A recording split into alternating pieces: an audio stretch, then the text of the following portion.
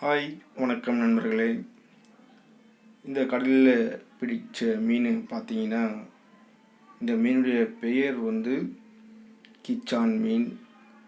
பார்க்குறதுக்கு ரொம்ப கலர்ஃபுல்லாகவும் ரொம்ப அழகாகவும் இருக்கும். இந்த மீன் நம்ம குழம்பு வச்சு சாப்பிட்டோம் அப்படின்னாக்கா ரொம்ப டேஸ்ட்டாகவே இருக்கும். ரெண்டாவது, இந்த மீனில் இருக்கிற முள் பார்த்தீங்கன்னா ஒரே முள் தான். உங்களுக்கு கிடைச்சப்போ நீங்கள் செஞ்சு சாப்பிட்டு பாருங்கள் நண்பர்களே.